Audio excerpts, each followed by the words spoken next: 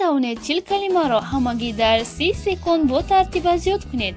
میگوید که این غیر امکان است، ولی این ممکن است. در این ویدیو من با شما بعضی زیرهای را نقل میکنم که معاینه شما با آسانی از او در این کار میبراید. اگر شما این ویدیو را تماشا کرده ایستاده باشید، значит خوشبخت‌ترین انسانین. در این دنیا از تریلیون ها و یا عموما به حساب ویدیو موجود. در حقیقت در اینترنت ویدیوها به حساب باشند. عیناً این ویدیو را تماشا کردن شما احتمالاً به 0.00001 برابر بود. در اینجا یگان چیز غیر عادی را نمیبینم. این تنها تقدیر است. امیدوارم بعد تماشای این ویدیو ما با هم دوست میشویم. چون که من با شما سیر غیر عادی را نقل میکنم که شاید حیات شما را عوض کرده تواند. بیایید اول خاطره شما را با تست عجیب عادی میسنجیم. در ویدیو چند حیوان میبینید حساب کنید.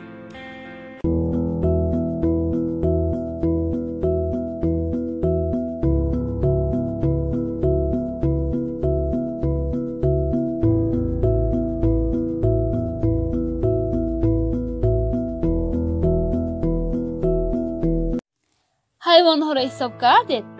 اکنون بگویید که چند میوه بود در اینجا؟ جواب را نمیدونید؟ اگر جواب را ندونید این ویدیو را تا آخر تماشا کنید.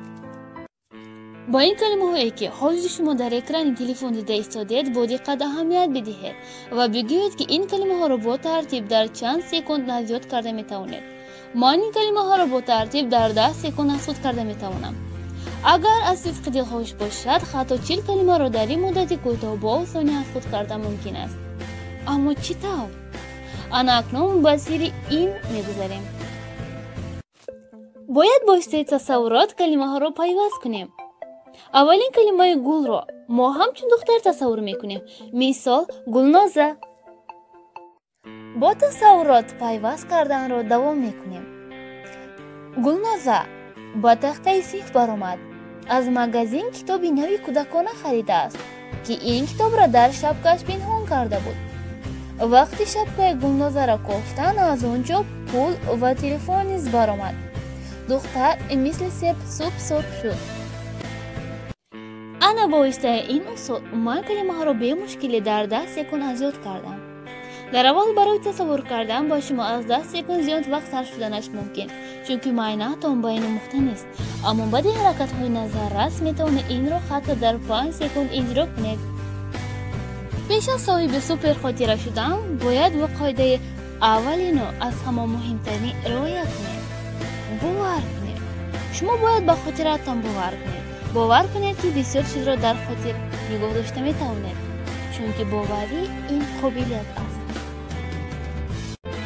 دوم سیر سوپر خاطره این مانند کردن است. شما با بسیار کس صحبت میکنید ولی نام آن شخصان را در خاطر نگاه داشتن برای شما مشکل باشد. در این مسئله نیز حرکت میکنم با شما یاردم کنم. تصور کنید که شما با شخص شناسید که نام وی علی شیر است. تصوراتان را وسیع استفاده کنید. مثال او را به شیر مانند کنید که شما را گزیده نمیشود. تصوراتی مانند کنید خندآور و عجیب باشد. در خاطر نگاه داشتن خیلی آسان می شود. اگر شما نام دیگران را با زودی در خاطر نگاه داشته توانید، آدمان با شما با زودی باور می کنند و با زودی با هم زبان می یابید. اگر شما کلید خانه را یا اینکه ماشین را در کجا مانده تست فراموش کنید، در این وقت پیش از کلید را به کجای مانده؟ مثال به بالای یختان. تصور کنید که یختان می گوید خواهی نشو، کلیدت گریخته نمی رود. من او را قپیده نیستم.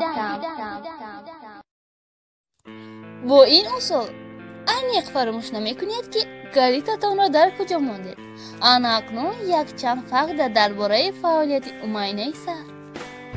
یکم رسم کشی به فعالیت معاینه سر مثبت تاثیر می رساند. عصبها را آرام کرده اعتبار و خاطره را بلند می کند. دوم استفاده بردن دست چپ. فقط در آن است که از 90% زیاد آدمان دست راست را نسبت به دست چپ زیاد استفاده میبرند، ولی برای بلند برداشتن فعالیت معاینه سر بهترین اسلوب وقتی هر دو دست را برابر استفاده میکنید. البته این آسان نیست، اما بعضی حرکت ها را سنجیدن ممکن. مثلا یک چند مصرع را با دست چپ نویسید. شما هنگام شستن دندانهایتان شطکه را با دست راست میخپید، ولی امروز با دست چپ شستن را سنجید.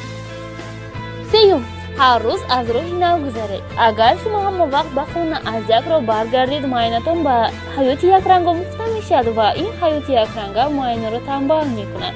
برای خوب فعالیت کردن معاینه باید همه وقت فعال باشید و از نویگری نترسید. خلاص قابلیت های معاینه را برای انکشاف یافتنش مجبور سازید. چهارم، فایده کتاب خواندن. عالمان انیق کردن که شخصانی که کتاب میخوانند نسبت به شخصانی که تماما کتاب نمیخوانند عمرشون زیادتر و سالمتر میباشند و با استرس کمتر دچار میگردند. کتابخوانی هم به خاطر خوب تاثیر میرساند و خود به خوش کیفیت بودن کمک میکند.